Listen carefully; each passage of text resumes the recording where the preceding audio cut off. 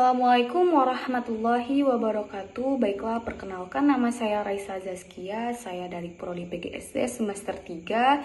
Saya dari kelas A, dari mata pelajaran Aswaja. Di sini saya akan menjelaskan dari yang sudah kami presentasikan, yaitu silsilah keturunan dan sanad keilmuan Imam Malik bin Anas. Imam Malik bin Anas adalah salah satu ulama besar dalam sejarah Islam dan dia adalah pendiri mazhab Maliki, salah satu dari keempat mazhab fikih yang hingga sekarang masih diikuti di berbagai belahan dunia.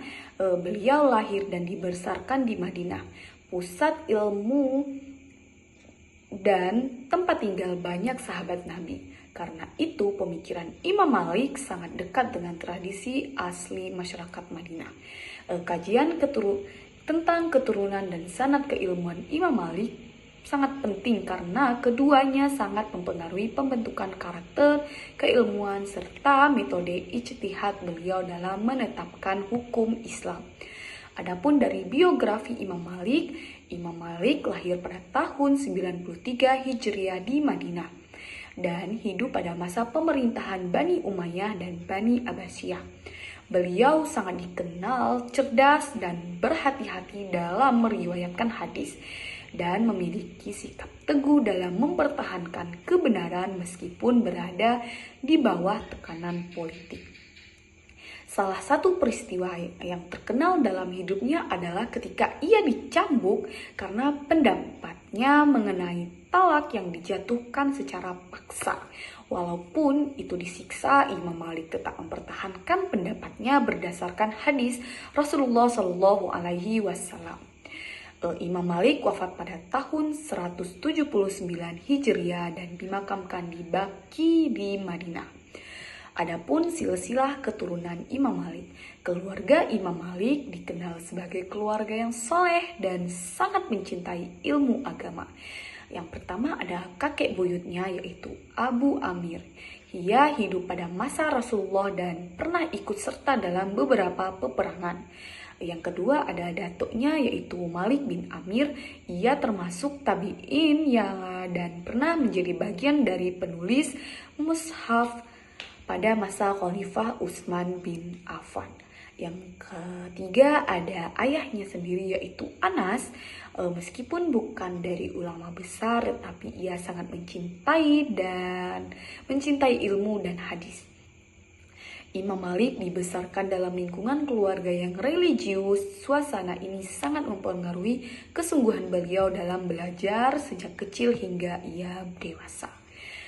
Sanad keilmuan Imam Malik sangat kuat karena beliau belajar langsung dari para ulama besar dari Madinah yang bersambung kepada para sahabat Nabi.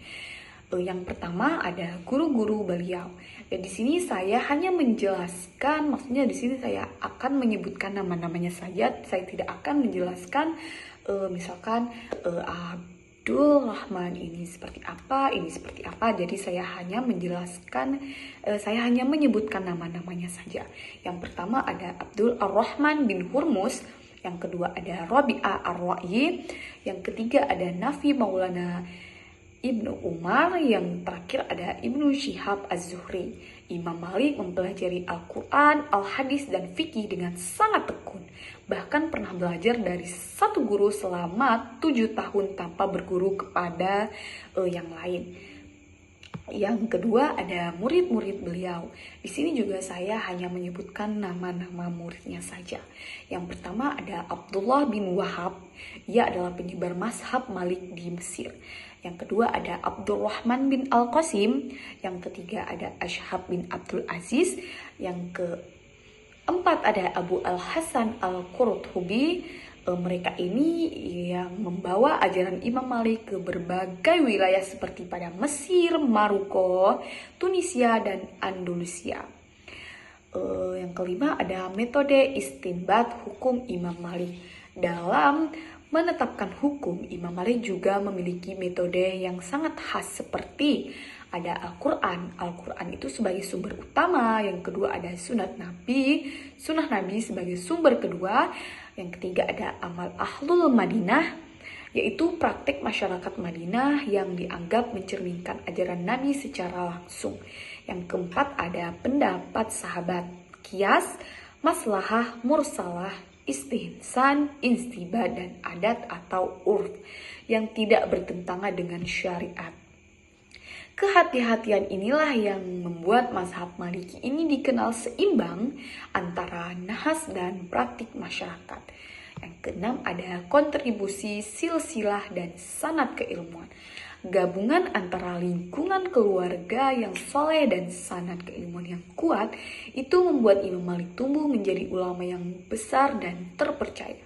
Pemikirannya itulah yang dipengaruhi oleh seperti tradisi keilmuan Madinah yang sangat dekat dengan ajaran Rasulullah, yaitu dengan guru-guru besar yang menjaga kemurnian hadis, lingkungan keluarga yang mencintai ilmu. Inilah yang menjadikan karya beliau ini yaitu Al-Muwatta sebagai salah satu kitab hadis dan fikih paling penting dalam Islam. Dari pembahasan ini juga kita dapat menyimpulkan bahwa keturunan dan sanad keilmuan Imam Malik itu memiliki peranan yang sangat penting dalam membentuk pemikiran beliau. Keduanya saling melengkapi dalam menghasilkan ulama yang tidak hanya cerdas tetapi juga sangat berhati-hati dan bertanggung jawab dalam menyampaikan ilmu. Semoga penjelasan ini dapat bermanfaat dan dapat menambah wawasan kita tentang sejarah-sejarah dan tokoh-tokoh besar dalam Islam. Mungkin hanya ini saja yang dapat saya sampaikan, kurang dan lebihnya saya mohon maaf. Wabillahi taufik wal hidayah. Wassalamualaikum warahmatullahi wabarakatuh. Terima kasih.